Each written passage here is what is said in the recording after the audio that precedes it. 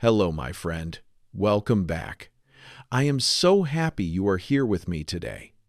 Before we begin, let's take a moment together. Just breathe slowly. Imagine a warm, sunny spot near a window, and in that spot, a cat is sleeping peacefully. This is our starting place today. Now let me ask you something. Have you ever watched a cat? Cats are everywhere. They sleep on our beds. They sit on our keyboards. They watch birds through windows. Today, there are more than 400 million pet cats in the world. Cats are in almost every country. They are in our homes, on our farms, and all over the internet. We take pictures of them. We make videos of them. We love them. But here is my question. How did this happen? Cats are not like dogs. Dogs have lived with humans for thousands of years as helpers and friends. But cats were once wild hunters. They lived alone. They did not need humans. So how did cats go from wild animals in the forest to sleeping on your sofa? The answer is a long and beautiful story. It is a story that takes us across deserts, over oceans, and through thousands of years. Today, I want to take you on this journey. We are going to discover how cats conquered the world. Let us go far back in time. More than 10,000 years ago, imagine the world before cities. Before countries and roads, there were forests, rivers, and mountains, and in those wild places lived wild cats. These cats were small, fast, and excellent hunters. They caught birds, mice, and small animals. Unlike wolves, cats lived alone. Each cat had its own territory. These wild cats did not need humans. They did not want humans. They were independent and free. But at the same time, something important was happening with people. Humans were learning to farm. They stopped moving from place to place and started to stay in one location. They built villages, planted seeds, and grew wheat and barley. And when the harvest came, they stored the grain in big containers and buildings. Now, think about this. Where there is grain, there are mice. And soon, the villages had a problem. Too many mice were eating the stored food. But where there are mice, there are cats. The wild cats noticed something interesting. Near the human villages, there was plenty of food. Not food from humans, food that came because of humans. Lots of mice. So the wild cats began to come closer. They stayed near the edges of the villages. They hunted the mice at night. And slowly, they became less afraid of people. The humans noticed the cats too, and they were happy. The cats were solving their mouse problem, so the humans did not chase the cats away, they let them stay. This was not domestication. This was a partnership. The cats helped the humans, and the humans did not bother the cats. But something unexpected happened. Over many generations, some cats became more comfortable around people. Some cats even started to live inside human homes. They were still independent. They still hunted. But they chose to stay close. This happened in a region we call the Fertile Crescent. This is where farming began. And this is where the friendship between cats and humans began. But the real story, the truly magical story, begins in a different place. A place of sun, sand, and giant pyramids. Can you guess where? The answer is ancient Egypt. Imagine the land of Egypt more than 4,000 years ago. Picture the great Nile River flowing through the desert. On both sides of the river, there are green fields. Farmers grow wheat and barley. And everywhere, there are cats. The ancient Egyptians loved cats. But it was more than love. It was respect. It was almost worship. Why? Because cats were incredibly useful. Egypt's economy depended on grain. The grain had to be stored, and just like in the early villages, grain attracted mice and rats attracted snakes. Snakes were dangerous. Many snakes in Egypt were poisonous. People were afraid of them. But cats were fearless hunters. They killed rats and snakes with amazing skill. They kept the grain safe and protected the people from danger.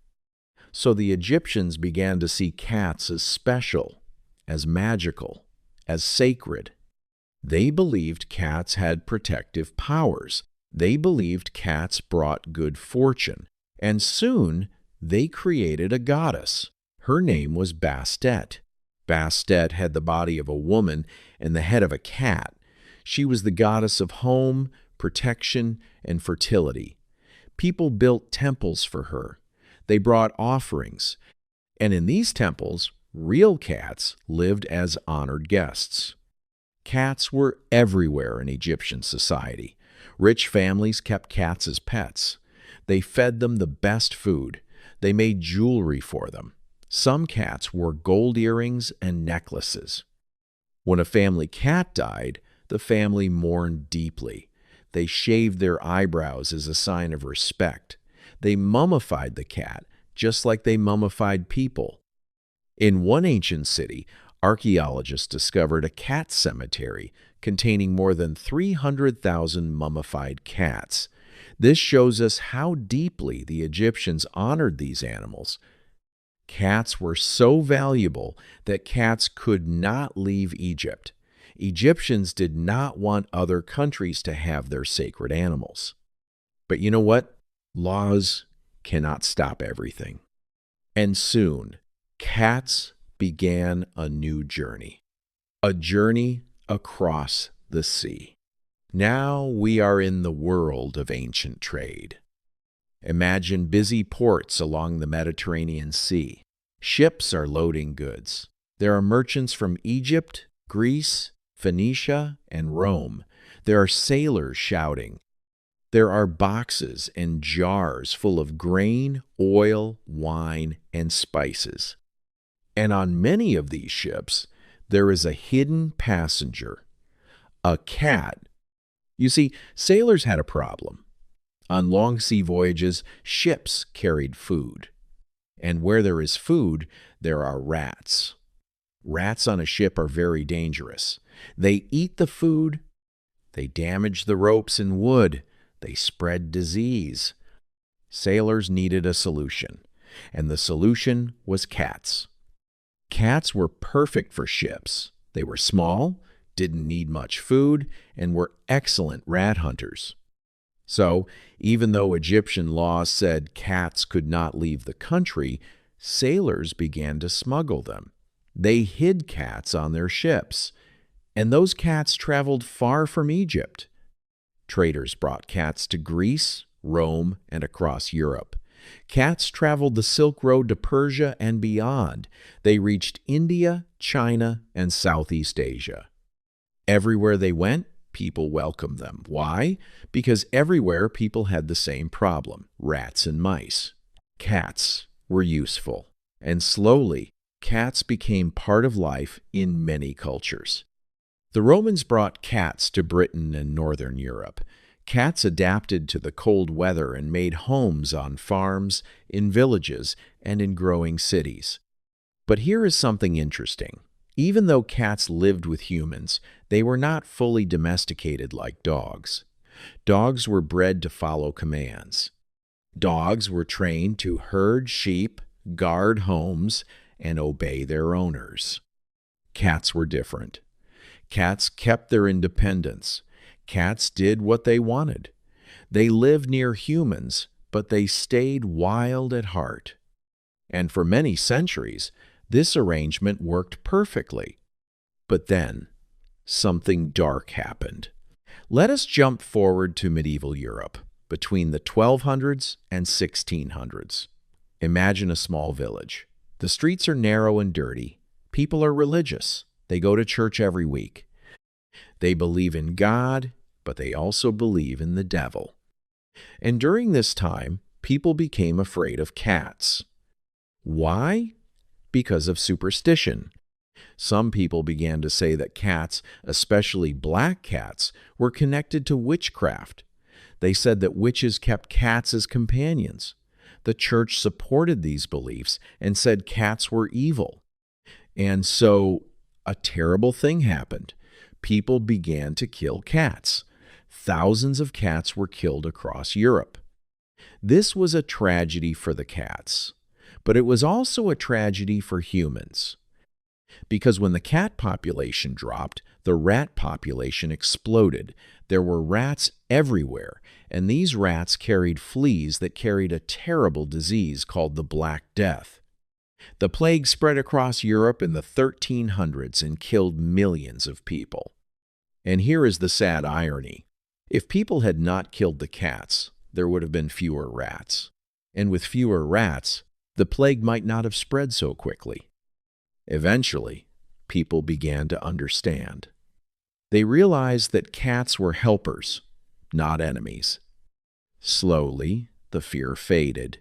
Cat populations recovered, and people welcomed cats back into their lives.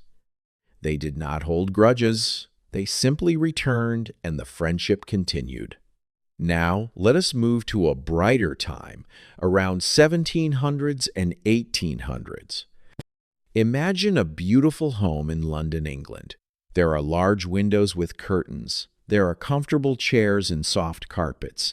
And on the carpet, a cat is lying peacefully. During this time, attitudes toward cats changed completely. Cats were no longer just workers. They became companions. They became pets. Wealthy families in Europe began to keep cats for pleasure, not just for pest control. Cats became fashionable. People bred special types of cats. There were Persian cats with long, fluffy fur. There were Siamese cats with blue eyes and elegant bodies. In 1871, the first official cat show was held in London. People brought their beautiful cats to compete. Judges examined the cats carefully. They gave prizes for the best cats. This was revolutionary. It showed that cats were now valued for their beauty and personality, not just their hunting skills. Writers and artists began to include cats in their work. Cats appeared in paintings. Cats appeared in stories and poems.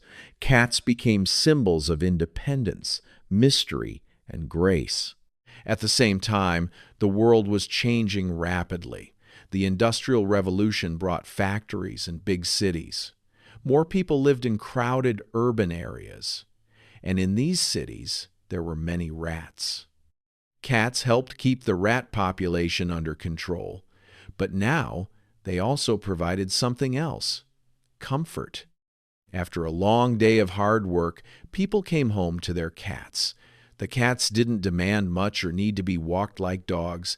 They were quiet, clean, and affectionate in their own way. Cats fit perfectly into modern life. During this time, cats also traveled to new continents. European settlers brought cats to North America, South America, Australia, and New Zealand. Cats adapted to every environment, from hot deserts to cold mountains to remote islands. Cats were truly becoming global animals. But the biggest change was still ahead.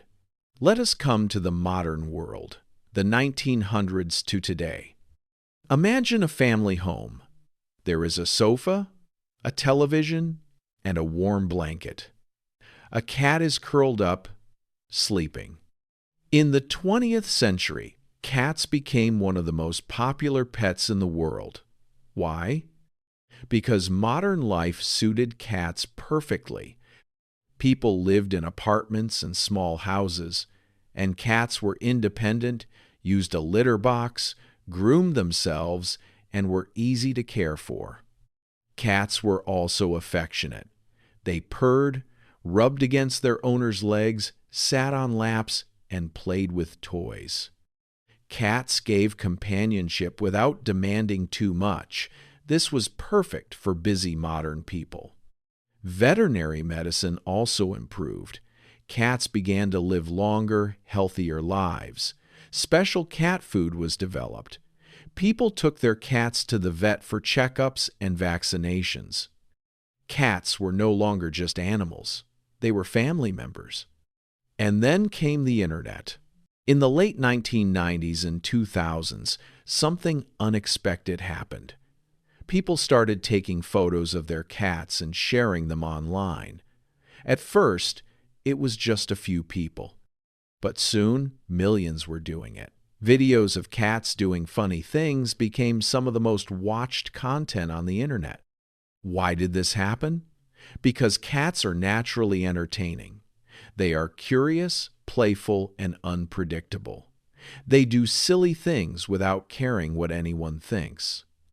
A cat trying to fit into a tiny box or jumping at a cucumber became moments of joy for millions of people around the world. Today, it is estimated that there are between 400 and 600 million pet cats worldwide. Cats are in almost every country. They are in cities and in the countryside. They are in houses, apartments, and even on boats. From wild hunters in the forest to internet stars. What an incredible journey. So, my friend, let us pause and think. What makes cats so special? I think it is this. Cats chose us, but they never surrendered to us. Unlike dogs, cats were never fully domesticated. Dogs were bred over thousands of years to obey humans. But cats? Cats remain themselves. A cat will sit on your lap if it wants to. A cat will ignore you if it prefers. A cat will play when it feels playful. A cat will sleep when it feels tired.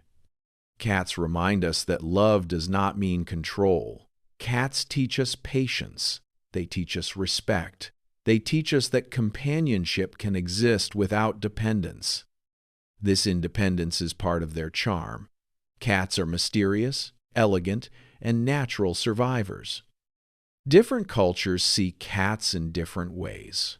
In Japan, the maneki neko, or beckoning cat, is a symbol of good luck. In Turkey, people feed street cats and care for them as part of the community. In many countries, black cats are considered lucky, not unlucky. But almost everywhere, cats are welcome. And so, this is the story of how cats conquered the world. They did not conquer through force or war.